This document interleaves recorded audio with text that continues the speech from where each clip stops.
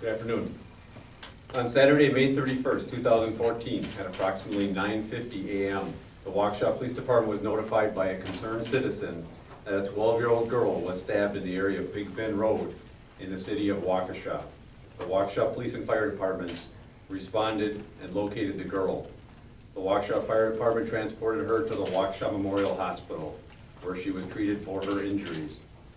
The Waukesha Police Department is deeply saddened that this 12-year-old girl had to suffer through this horrific crime. We are pleased to report that she is in stable condition. The victim was friends with the suspects, and all three attended the same middle school. All three of the girls are 12 years old. Both suspects had a fascination with a fictitious character that often posted to a website that is a collection of small stories about death and horror. Based on our investigation, it is believed that the suspects had planned to kill the victim for several months.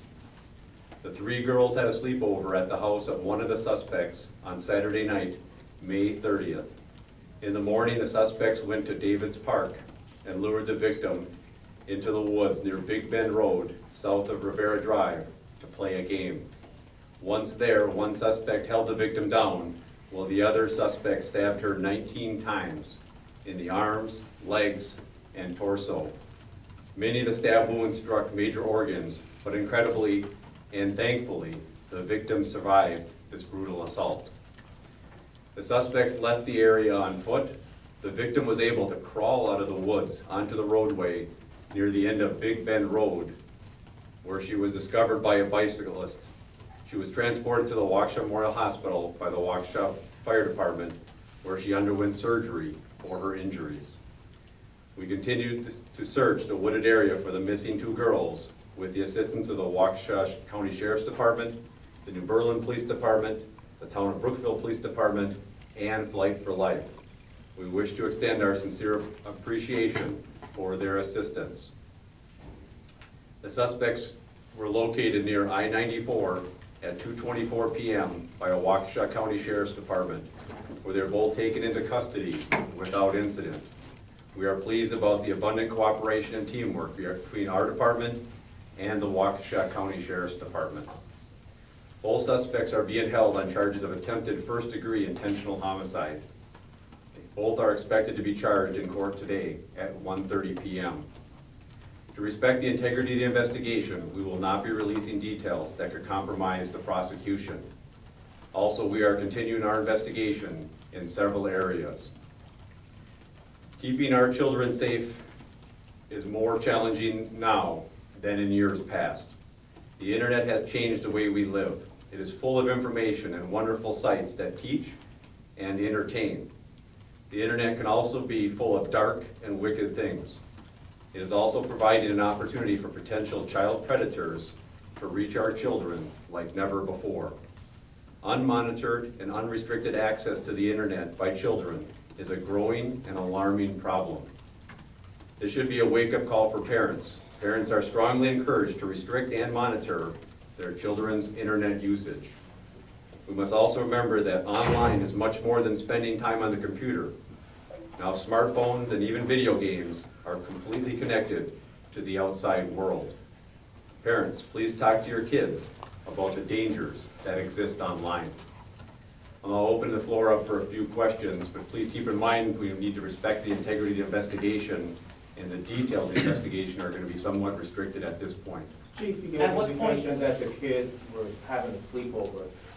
At whose house was this sleepover? At one of the suspects or the victim's house? And how close is that in proximity to the actual wooded area? One of the suspects' house, they had a sleepover, and I'm not sure exactly right now the exact distance between the two, but close proximity. At what point Saturday morning did you have an idea of who you were looking for? Well, once we located the two girls, it quickly became apparent that they were the suspects in this investigation. But you located them some 4 or more hours after the 12-year-old victim was discovered. Correct. At what point did you figure out that she was with 2 other juveniles? I can't release the details of all the things that happened in those 4-hour period, but it became extremely evident once we took them into custody, the deputy sheriff took them into custody. It became readily apparent that they were the suspects in this investigation. Can you talk a little bit about the search process in the wooded area next to Rivera? Like I said in my statement earlier, many departments were involved in the investigation, and many officers and Flight for Life personnel spent tireless hours in the hot sun on Saturday doing a methodical and complete search of that area in an attempt to locate the two other girls.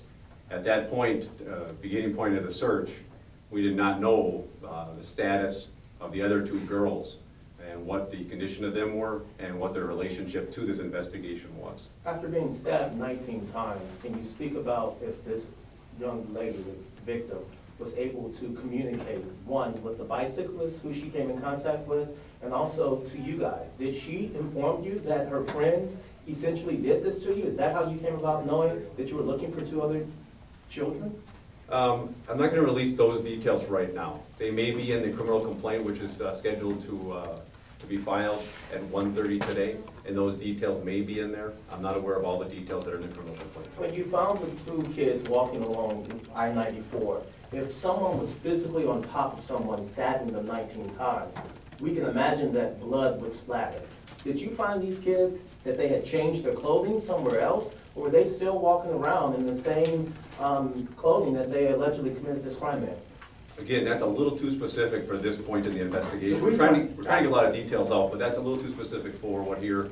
I can tell you though, there was evidence that was readily apparent when the two were taken into custody. Have you found the knife? Yes, the knife has been located. Was it located in the park or one of the two children? I'm not going to answer quite that specific, but I can tell you that the knife has been located, so there's no weapons that we're aware of that were involved in this incident that are out there to danger anyone else. And there's no other individuals that we're looking for as a result of this. No other suspects or no other victims that we know of that are related to this investigation. Chief, can you talk a little bit more about this website? First, can you tell us what it is? And secondly, it sounded as if there may be somebody on the other end of it kind of manipulating it rather than it just being like a passive site. I mean, was there somebody trying to urge them to do something, or was it?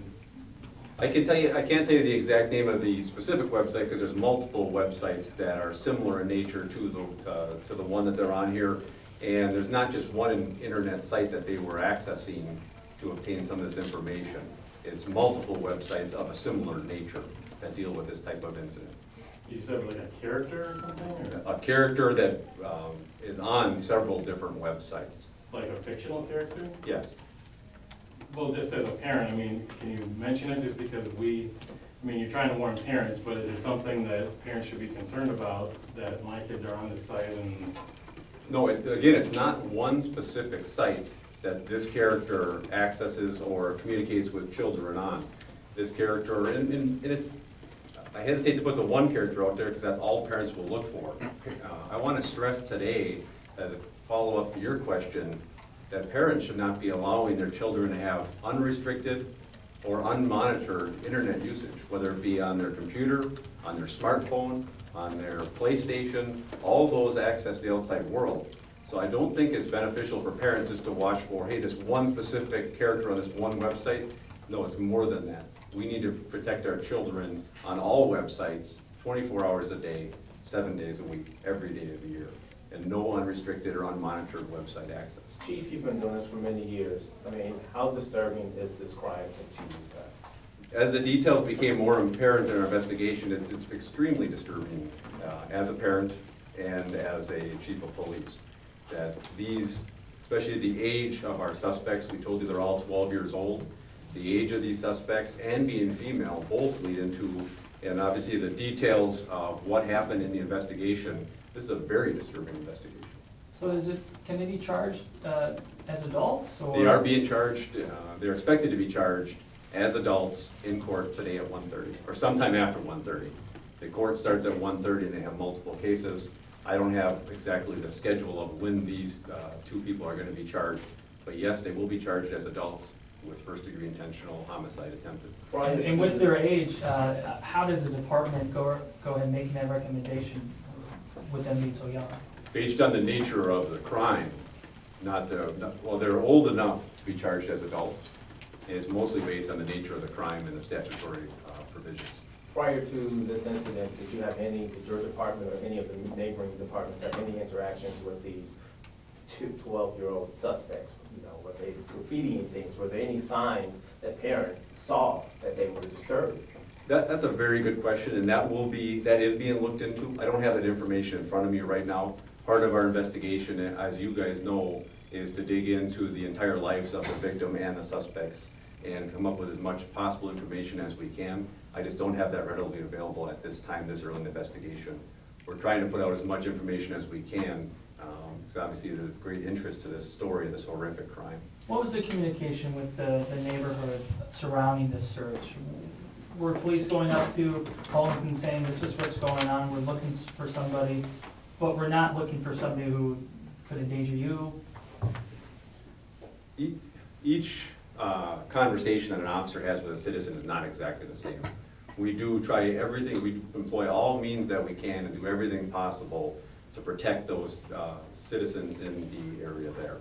And some of that involves informing them of what's going on, and a lot of that involves a heavy officer presence. As you know, there was an extreme heavy officer presence, medical personnel, including Flight for Life assisted investigation. So through that proper presence and the proper amount of communication, we keep the rest of the neighborhood safe. Chief, Do you know where the- Thank you for your time. Thank you, folks. Did Thanks, they folks. Thank you. plan to act this out on any other people, in your opinion, since they've planned this for months? So that's the one question we want to know.